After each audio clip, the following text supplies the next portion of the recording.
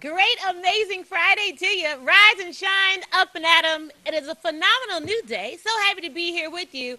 The snow is coming down. Aren't you kind of feeling like, I'm not going to say Christmas, I'm just not going to say it, but you're in the fall energy, right? You saw the big flakes coming down, and please, to all of you who are traveling on foot, of course, those who are in transportation, but extra care to you this morning. Please be safe. You know, a lot of times, especially if you're in the car, we act like we don't know how to drive in the first snow. So just be careful. Take your time. It's a Friday. If you're a little late in getting there, oh well. What are they going to say? You're late? Okay, yeah, I know. We just want you to be safe. And for those of you who are nestled in, and if you're at your offices already, or if you're at your chamber, or if you're working out, or whatever it is, and you've gotten your coffee or your tea or your water, and you're ready for the conversation, me too. And I'm so happy to be with you on this Friday. And I do my curtsy, and you're officially tuned into Coffee and Conversation with Collette. And I'm Collette. And y'all, I don't know if you see my Ruth Ginsburg. It's notorious RGB Ginsburg. And, you know, she had a fall. Y'all heard about that, and I believe broke 3 ribs. And so, you know, I wanted her to be well, and I thought that my T-shirt was totally appropriate, and I just loved it as well. So, get well, Ruth, get well. And so on today, we're going to finish some conversations. I had some really interesting dialogue with some wonderful people last night. I want to thank all of you who came out to the information segment for Cuba on yesterday at the Sheffield Center. And it was a packed room, and I think there was so much excitement and momentum about going to Cuba. And so appreciative of Mr. Felix Sharp. He is the proprietor of Classic Havana Tours. And he just gave a historical perspective about how Cuba got to be, America's role in that, who were we as citizens, how are we received in Cuba, and it was just great. I mean, it was just great. I could have sat there and listened and listened and listened, and I know that all of you who came, you were appreciative of it as well, especially come off of these election cycles and trying to understand what it looks like in other parts of our space. What do? We want to travel. We want to experience different cultures, and what does that look like? We have to have the information. And so much so that we have to have the information of what's going on right here. Can I say that again? So yesterday, we began our overview about Michigan, what's next? The elections are over. I think people are really quiet. Where is everybody is what I want to know. Because all of this effort was put into this gubernatorial race, and everyone was looking at Gretchen versus Shooty. And so Gretchen won. Okay. And I don't think we had the conversations, and I said it yesterday, and I'm not trying to poo-poo on the efforts, but it had to have a trickle-down effect. So now that Gretchen is the governor-elect, and she happens to be a Democrat, she still is up against a Republican House and a Republican Senate. And the truth is, I don't know if anyone thought about that. I didn't hear the party. I don't really hear a lot, and forgive me, because I'm not in the know. So I'm not one of those folks that's in the know, you know, the party affiliations. I'm not that one. I'm not the chick that's in those groups and going to those meetings. So maybe those of you who are in the know, you want me to throw out some names? Lori Parks, you know, Alexis Ramsey. Those of you all who are in the know, maybe you can let us know. Because did the party talk about how you have to secure the other positions as well in order to support the agenda? Because it's not a dictatorship. So you can't just say, oh, gotcha, I got a Democratic governor and now the rest is going to be smooth sailing tonight. No, it's not. Because now, what kind of compromise really will there be? We heard yesterday in the governor-elect's acceptance speech, that she really wanted to focus on infrastructure. And I believe that was at a press conference yesterday. and she's going to focus on infrastructure. And I agree. I don't believe she's going to have any pushback with infrastructure and getting the roads fixed. And you know how she says she wants to fix the roads, right? Outside of that, I think everything else is going to be pretty much status quo. That's just what I think. And it's so interesting is now you don't hear anyone talking about anything. Yesterday across the board, I'm in certain circles, had certain meetings. You didn't hear anyone talk about the 13th congressional. You didn't hear anyone talk about the House and Senate. You didn't hear anyone talk about literally the gubernatorial. We didn't talk about the proposals that passed. Straight party voting passed. The same day voting, that's going to be in the agenda. Straight ticket voting. All of that. We didn't talk about that. The passing of the renewal for Wayne County Community College. We briefly discussed that because so many callers called in and shared that they are reaping the benefits of WC3. And let me just tell you, they have a fashion program over there that I'm really excited about too as well.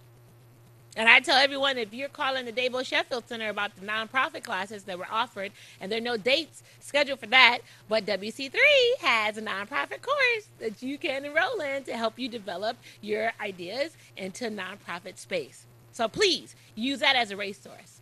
But aside from that, I don't really know how we continue the enthusiasm. So maybe we need to start with what got us excited in the first place. So again, our topic for today is what's next, Michigan? So the first top of the hour, we're going to talk about where we are in Michigan. Then the next hour, we're going to talk about in the nation. But I might, depending on how you feel, I might incorporate some different areas of conversation. And then I wanted us to kind of revisit the last conversation that we had with Reginald Amos on the show yesterday. He talked about 2020. So everyone's talking about 2020 and the idea of identifying new leadership. And I'm just asking us, are we not as focused or having a conversation because it's about leadership?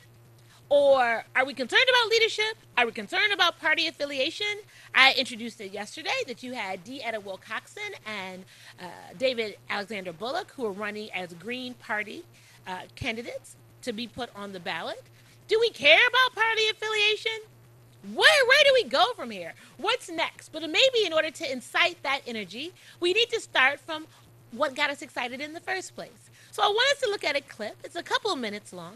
And it talks about voter enthusiasm as we entered into the midterm elections. So let's take a look. But truth be told, Savannah, this is just one of many states where people are already lining up outside because enthusiasm around this midterm is higher than we've ever seen before. This morning, it's voting day. Let's get it done. Let's go vote and win this thing. As millions of Americans prepare to cast their ballots. And while voter enthusiasm in midterm elections is usually down, this time it's different. 70% of voters, both Democrats and Republicans, telling NBC News they're extremely interested in today's midterm races, an all-time record high. By show of hands, how many of you are Republican? 1, 2, 3, and Democrat? 1, 2. Do you think people are more riled up about this election than you've seen in the past? You do. And for young people, Latinos, Let's make a change, a real big change. and African Americans, that enthusiasm jump is even bigger, up double digits since the 2014 midterms. The day after the last election, they were either really pumped and ready to immediately change everything, or they were ready to confirm what had just happened. Some of the key issues driving people to the polls: the economy, healthcare, immigration, and of course, President Trump.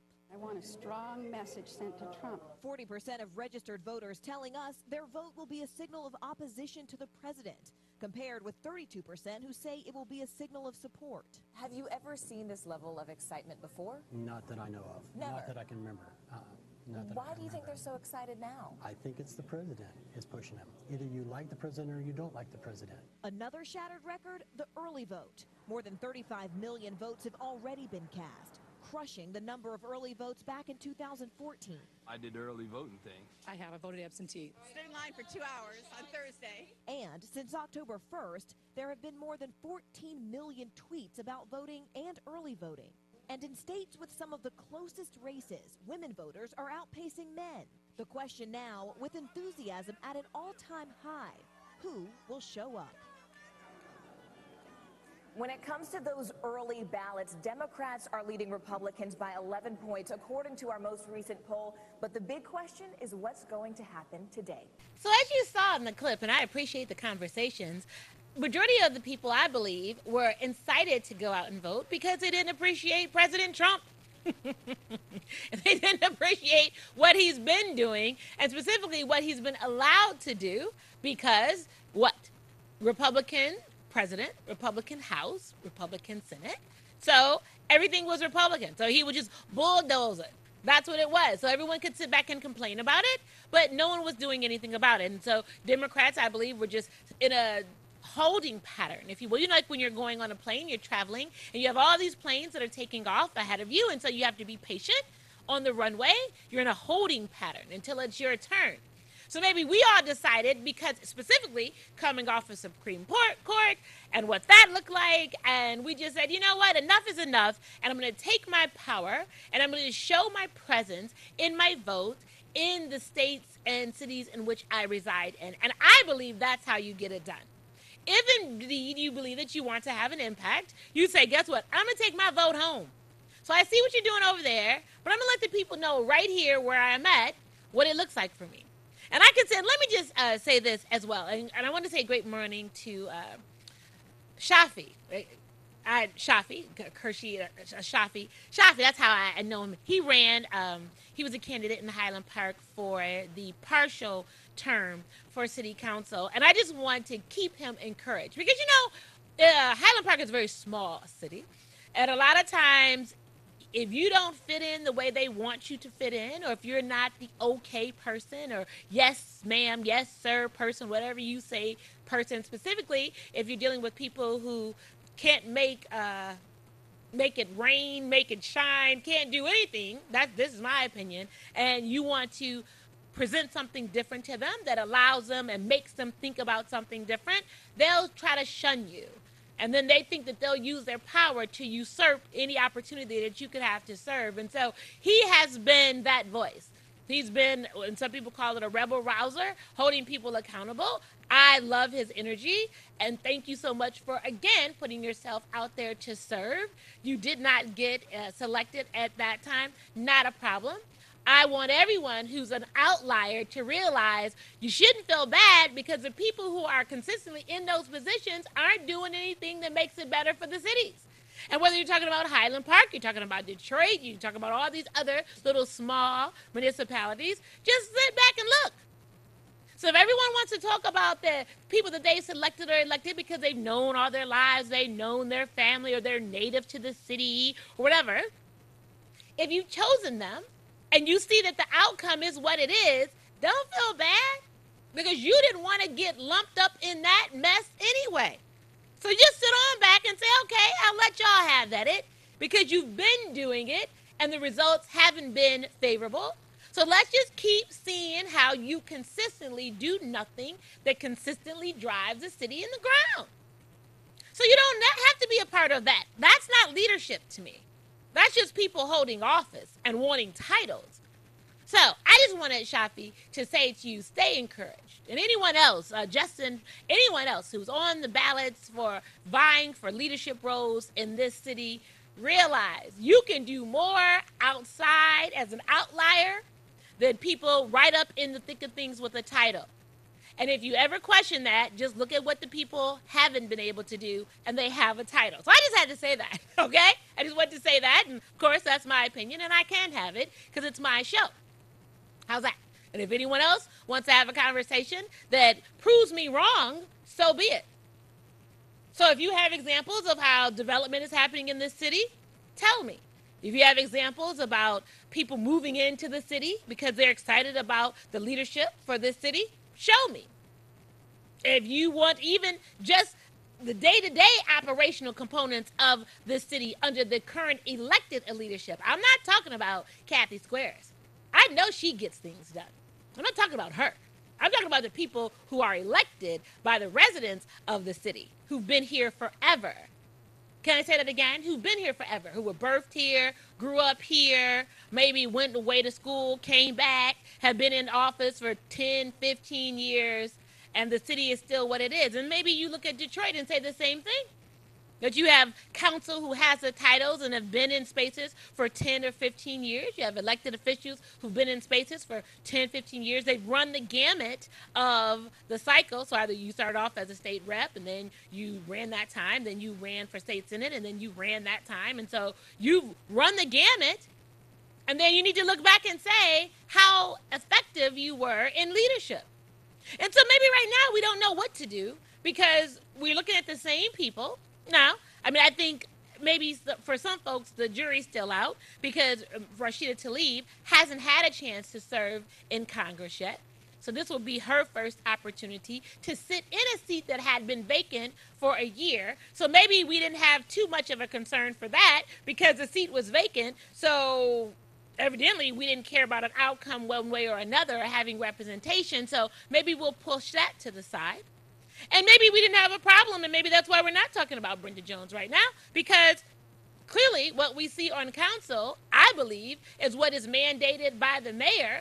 And so we're just going with status quo because of what he says, and we say that we're council, and we say that we're representative of districts, and we say that we're supporting what the voice of the people is, and I don't see that. So maybe this whole political process, so we had the energy and the enthusiasm to put people in office and to believe that we had the conversations that we fell into with the facade of government and how it's supposed to be great. But we really didn't have any expectation of that it was actually going to be good for us. And I just want, like, do you think about that? So you just want to have people in the space. Oh, right. And so now we're talking about 2020. We still got 2 years. Like we still have the rest of this year, 2018. Then we have the whole 2019, and then we have half partial of the 2020. So we're not even talking about where we are right now. We need to focus on who we're going to put out there for 2020. No, I don't think so. I think so. We need to have the real conversations yet again about how we're going to make this system work for us, or maybe we're not. And we just want to, again, play the role. We want to play the conversation. We want to play the fact that we voted and everyone had their sticker and said, yeah, I voted. And then afterwards, where else are we holding the party accountable? So what's next? Who's in the room? I gave you all some of the names that were presented after the press conference for Governor-elect Whitmer, who are going to be her advisory team. And you all know Mark Bernstein, Dennis Archer, Barbara McQuaid, Dr. Ramona Patricia. Those are the names that I got so far. So, aren't these the same people, though? Aren't these the same names, the same people, the same influencers, having the same conversations, going to represent the same group of people? But we completed the process. So maybe we don't know where to go. So maybe with Michigan, we talked about the pot proposal winning, but clearly we don't even have an oversight group for cannabis. Other municipalities have a czar. Other states have a czar, a marijuana czar. And then there are committees that are apprised of stakeholders that help determine what is happening in that space. I believe we're just so money hungry. We'll put it on the books. We don't even regulate the cannabis that's being sold in the dispensaries. Are we having those conversations? So everyone who was like, no to the cannabis, what you should have been talking about is how do you regulate what's here? Because it's coming. There's too much money in this industry. You're not going to block it. I guess that's what I want us to understand. That your role in things, if you see it coming, either you're going to stand in the line. Remember, so think about it like the train. Remember when we were little and you used to watch the shows about the hobos? And they're running, the train's going along the track, and it's like a medium speed, and so they're going to run, and they're looking for the open box car so you can just jump on board, and then you're going to take it for as long as you can take it until you get to the next city or you get to your destination. So when are we going to jump on the train and ride the train? Because we're not dealing with groups that are going to amass monies and funds that are going to sit and change the legislation. Because protest doesn't change legislation. We have that conversation all the time. Stop. Protest and money, power. The power is in the protest and the money, which changes the policy. So we don't do that. So then we have cannabis that's coming, and we can't even have an intelligent conversation about cannabis. Well, how can you talk about cannabis when you can't even talk about prescription drugs? So you're sitting here fighting cannabis and the dynamics of whatever the THC levels are and the like, but you got opioids that are taking over the nation. We talked yesterday about a new drug that the FDA approved.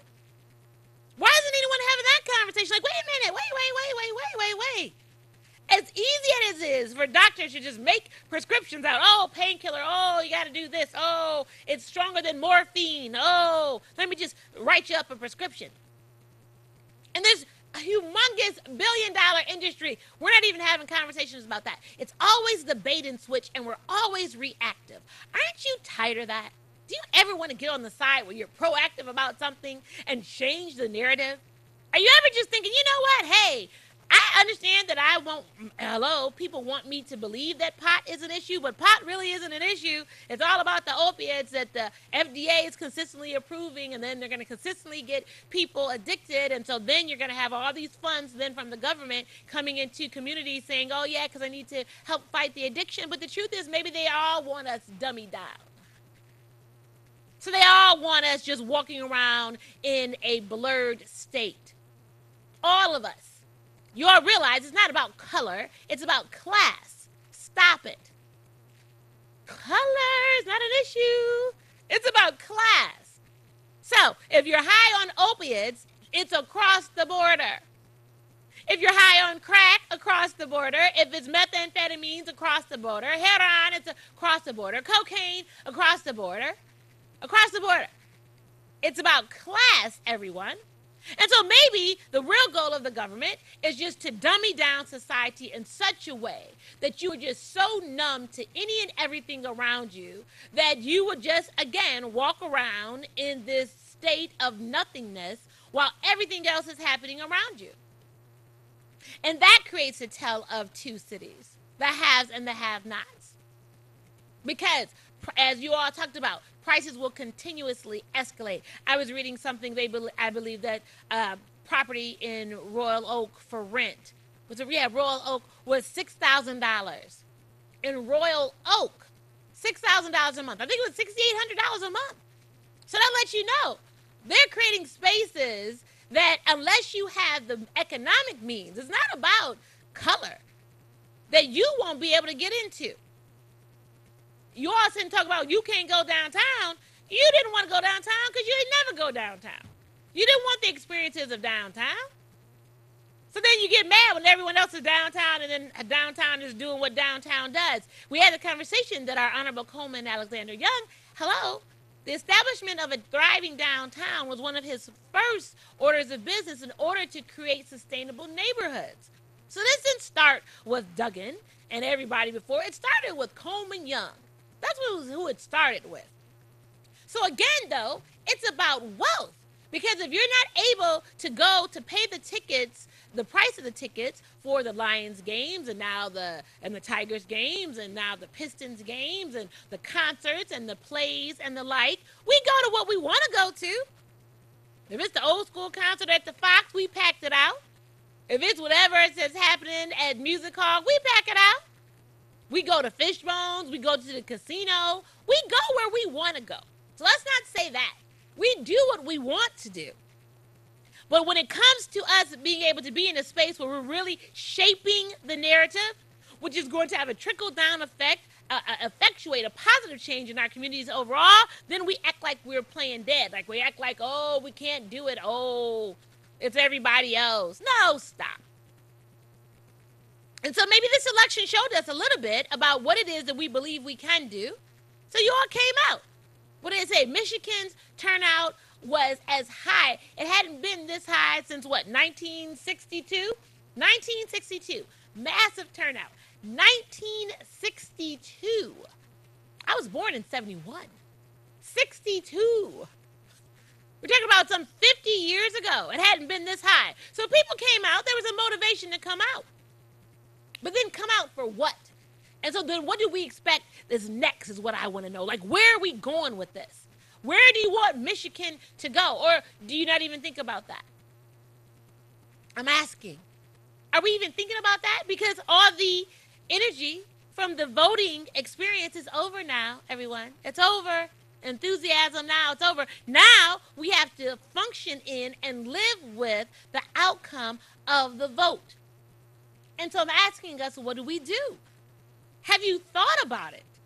Is it a priority to you? Are you just saying, Collette, I'm just going to ride it out? Whatever happens is what happens. I'm just going to ride it out till 2020. And then I'm going to get the energy and the momentum again because I'm going to be excited about whoever the new candidate's going to be. Is that where we are? And so everything else is just going to be a blur. So we only have these points of engagement. Like, oh, okay, it's election time. I'm excited. But everything else that happens, not so much. Whatever's happening with the school board, maybe not. Whatever's happening with the charter, oh, okay, I don't really know. I'm not really interested in that. Are you thinking about that? I'm about to go to the line. I believe that I'm asking the right kinds of questions. I don't know if we're even thinking about it that way. And if you're not, I want to know what you're thinking. What do you want for us? Do you know we're at the end of 2018? Remember we were just having this conversation? Have we become so complacent in what we believe are these minor little successes that there's nothing else that we're excited to accomplish? We talked about that several weeks ago, about the momentum with the civil rights movement. And maybe that's why it worked then, because we were forced to work together, because we were literally set aside from anything else that the quote-unquote majority had. So we had to work together.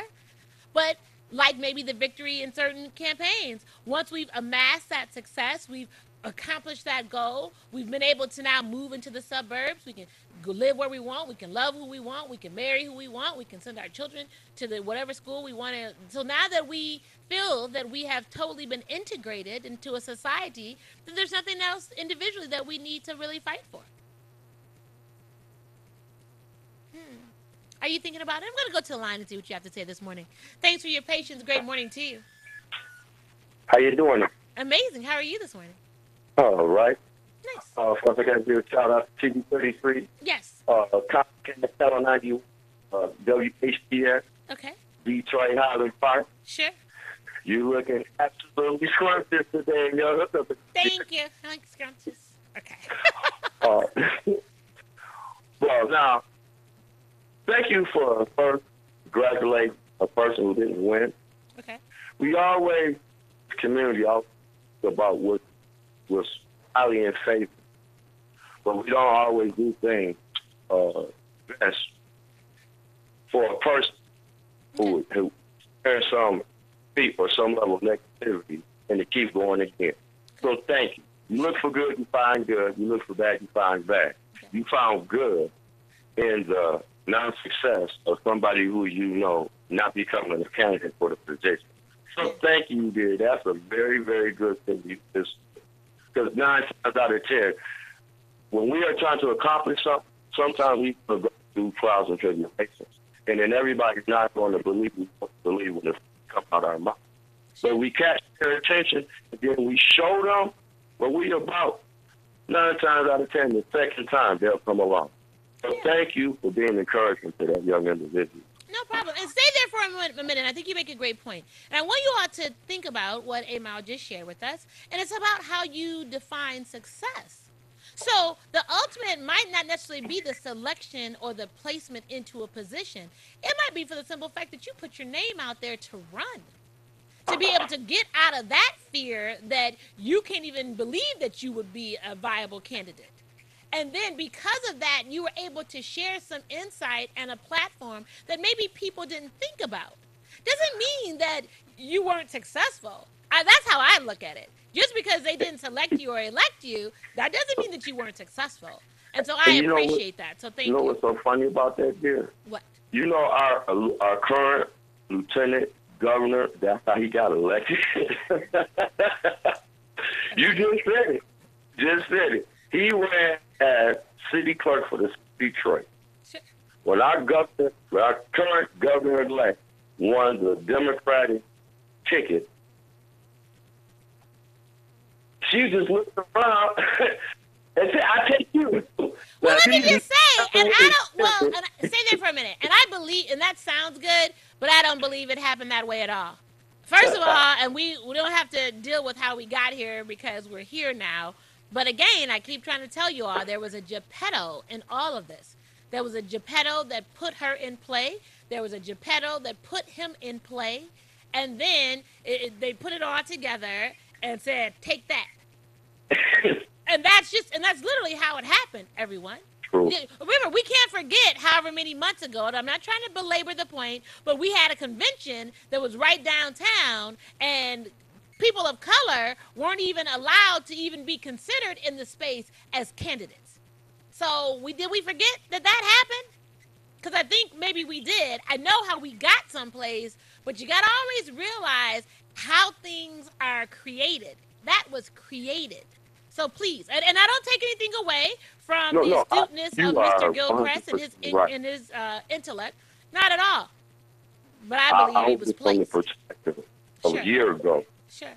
None of us even knew of Gilchrist being prompted in the state politics or city politics. Sure. He ran for one office, didn't win. But just because he ran, his name came up to the point that he's going to be the future lieutenant governor. But guess what? Just like what you just said before, what experience can any of us residents of Detroit say that he has to be experienced to be a lieutenant? It doesn't matter. You know why? Because sometimes we get pushed into situations, scenarios that we just have to man up, okay, and just deal with the results as they fall. Sure. You know, but going back to Highland Park, yeah. I'm really glad that you brought up the point about Highland Park. See, yesterday you made a comment about the fact that Highland Park sit in the middle of a cash cow, meaning Midtown, downtown, south, a prominent Detroit neighborhood, and Oakland County North. And for you to, from one area to another area, the majority of, if they're not on the freeway, go down Woodward. So as a point of destination, there should be many, many residents in the city of Highland Park. There should be many businesses in the city of Highland Park. There should be government officials that should be taxing folks in the city of Highland Park based on that thoroughfare. So I'm really glad that you brought it up because I hope next year or two there's residents, officials of Highland Park exploit that before it get taken away from them. Because guess what? The politics of Highland Park been going on now for the last 20, 30 years. Ever since in the beginning, 20 years, ever since in like 2001, 2002, Highland Park wasn't even getting garbage picked up. I know this for a fact because I used to go there. Okay? I had a homie had garbage down the street. Sure. No police protection, none of that. He had a newborn baby and him and his woman was scared to go down the street right off of Lincoln, will stop up with the Webb and Hamilton. So I'm really, really happy that right now you bring it up because most people don't know. You really want Highland Park to become a prominent city, prominent place of destination of business, a place of entertainment. Most people don't really know that's how you feel about And I'm not trying to be funny so and thank stay you for bringing there. That up there. It's not a problem. Stay there for a minute. And I can because I'm a resident of Highland Park. So I want people to know, like, I'm not just poo-pooing on Highland Park because I'm poo-pooing. I live here. I've been living here since, 2008? So 10 years I've been in this city. So it's not like I'm just some outsider looking in. And I've been here the whole time asking why. And I'm not trying to be funny, and y'all don't have to like this, and that's fine. Hamtramck has more of this going on in Highland Park. Like, if you go to Hamtramck, go to Hamtramck in the evening time. They got their restaurants open. People are walking the streets. They have their lounges. Things are happening in Hamtramck. People talk about Highland Park. I'm like, oh, well, you're trying to make it seem like Birmingham. No, I'm not saying we have to be Birmingham. I didn't say we couldn't even meet Ferndale, but we can't even meet Hamtramck. Are you serious right now? I'm just saying, and how is that okay? Especially, we started having the conversations when I ran DeAndre Wyndham's campaign, and we beat Mayor Yap, who was incumbent at the time. And we were in City Hall, and everyone was time for them to leave for lunch. They would go over into Ferndale for lunch. And I said, well, isn't that a problem? So why are we taking all of our money out of this city and going over into Ferndale to have lunch? Why aren't we sitting and talking about trying to encourage someone to open up a restaurant here, a viable restaurant? I used to go and support the restaurant that they had at the rescue mission, and people used to poo-poo on that. And so much so that at the time I was on the planning commission. What was I? One of those commissions. And I brought it to the mayor's attention at that time. And he told me, well, why don't you go and talk to him? And this was before DeAndre got elected, and I did. So I went and talked to the owner of the Sam's Place right there in Ferndale and asked him, would he consider coming over into Highland Park? About his business. I'm telling you, I asked him would he consider opening up a business in Highland Park. And he said no one had come and presented that to him, and he would consider it. So I'm just asking, at the end of the day, I'm not asking anyone to do what I haven't done or what I won't do. But I am going to hold us accountable. This is where I live. And so why can't I? And as I share with everyone who's in leadership, if you all sit and have a problem with me, do you have a problem because I know what I know? Because I told you the previous president of city council called me a bee and said, oh, that bee Collette thinks she knows everything. What? Well, I know what I know. How's that? Okay. So if you're mad about what I know, then prove me different and show that your leadership is having an impact for these residents. And if not, you need to just sit it down. Because I'm not here to try to make anybody look bad. I'm here to ask and hold us accountable because there's no way we should be in this 2.7 miles and it's the way that it is. So can I ask a question? Please. Okay, we've had two people less than 10 years ago call themselves enhancing downtown Detroit. Okay. One was Dave Bing as a mayor. The other one was Dan Gilbert. Okay. And the other gentleman who passed away, the owner of Fox 8, Illich. Okay. The way one used the power of the vote, one used the power of the dollar. I know, right into just talking to you right now, I really thought about the power of the vote. But you know, at the end of the day, you can get a business to invest in Highland Park before the elected officials. So I'm like, because first I'm going from the mayor or elected official. But, when it comes down to people that look like us, elected officials is based on representation. It's not really based on making money. Now, when you don't look like me and you work as an elected official in this government, you can be about some money because you're bringing money to the community while making money for yourself. But when you're just an elected official and you look like me, you're just supposed to represent because you have an opportunity to represent because it was a time of denial.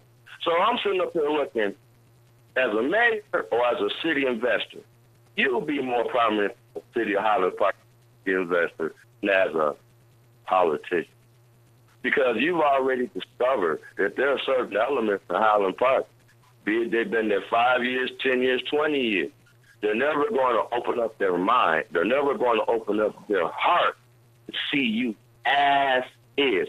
Let me repeat that. As is. And we'll stay there for a minute and stay there. And I don't care that they do. I just want, if you're supposed to be a leader, and let me tell you, there are tons of people who have come and tried to do business in this city. There are tons of people who brought resources to this city so that it wouldn't be in the situation that it is. And I know for a fact the only reason why those people were turned away, it was because of ego, who brought them to the table, who was going to have juice if they got a deal done, who then was getting some money if they got the deal done. And so all of that then halted anything that was happening in the city, or they just didn't like the people. And so my thing is, I don't have a problem with that if you're making it happen without them. But if you're sitting there not doing anything every day, I mean, seriously, like in any municipality, at least you can look at the city of Detroit and be like, okay, there's development going on every place. Businesses are moving downtown. Monies are coming in, increased tax base. Yes, the perception of that 7.2 might not necessarily trickle down into the neighborhoods, but at least you see something happening, and then you can have conversations about it. In Highland Park, you don't see anything happening. You don't see Well, anything happening. There is I asked nothing. you You don't a see question. any development. You don't see any demolition. You don't see anything. And then people want to sit up here. I just want to know what you think you talk about at city council meetings. I want to know what you have the nerve to put on an agenda with. I want to know what everybody's gearing up for this election coming up for mayor. For what? What you gonna talk about? Stop it. I'm just asking because it's Let's put a coming. disclaimer out here. You are not hating on Highland Park, okay? Let's just... I'm not. I'm just talking about this is where I live. I can talk about it, and I want residents to think about those same things too. Like, do you sit down and wonder why things aren't happening in your city? I'm just asking. And then and be very clear that when it's time for you, people are going to come and ask you for a vote, just like they did for this last election. They're going to ask you to vote for them. And so I need to know what you're going to say to them. Because I want to know what the excuses are. I want to know what the excuses are for why Highland Park is the way Highland Park is. I want to know what the excuse is. So what are you going to say? So if the incumbent mayor runs now and he talks about what's he going to do, Mayor Yap and I have sat down. We have a rapport, I believe. I don't know what he's going to say as to the progress of the city. And then those who want to run against him, I want to know what you all going to say he hasn't done and what you can do differently, especially if you're currently sitting in a elected role right now. I want to know what you're going to say. Well, I'm going to just say this, Jim. Okay. I've known you for 3 years. Yeah. I'm happy I've known you for 3 years. Thank you. If the average person in the city of Detroit don't know that you already enhanced the city of Highland Park without city officials, without government money, without a church, without a non-profit organization. You have enhanced the city of Highland Park 2 ways: with the mad love you have for yourself and with your mom. That people need to realize that, okay? Because you didn't have to do that. There's so many others who have been in the political climate, city Detroit, / Highland Park / Inkster, okay? They ain't done nothing besides eat good, look good, drive good, and talk about people. That's it. Well, I appreciate thank it. you so much, dear. It's not a problem. I We want to appreciate give you. Some other people on the show. But I'm glad you brought all this up because these people really don't know how you really feel about HP. Well, they should know. I don't know why they don't. Well, if you didn't know, Well, now you know. I appreciate you, 8 Miles. Thank you. HP food. Everybody from Highland Park, so that's what it is. It is what it is. It's a day. Yep, have an amazing day. I mean, so everyone, yeah, I can sit, maybe you called it, I got off on a tangent. I'm going to get all the lines. You know, we have 2 hours today. I'm going to get everybody in, and maybe I got off on a tangent, and that's fine. But I can. If I can't talk about where I live, then what else can I talk about? Thanks for your patience. Good morning to you. Assalamu alaikum. Wa alaikum assalam. How you doing, Ms. Collette? I'm amazing. How are you? Thomas Tate. I'm Yes, glad Mr. that you talked about the place where you live. Okay. Between Highland Park and Detroit City, they was the business capital of the world. Many people are not thinking about with Highland Park and Detroit, how they united as one. Hamtramck came into play, but the Arabics made Hamtramck get strong. But Coleman Young traded General Motors to get things what he wanted to get for Detroit. But when you look at what happened with Hamtramck, is because the Arabics, as they kept moving, and if you notice, the majority of them that's in business there is of the Arabic culture, which is part of our culture, the Islamic, okay? Yeah. But when you look at it, I said to you before, people don't follow. Highland Park used to be one of the biggest places as far as business is concerned. Yeah. Ford Motor Company put their business right there. They had that in the Chronicle. I'm not the best historian, but God knows that I listened to all those who talked about what was going on. And then I start putting together the books. You and I have talked about many things. We are not basically understanding where we are. And I'm glad that R.J. Watkins, Henry Tyler, based where they are.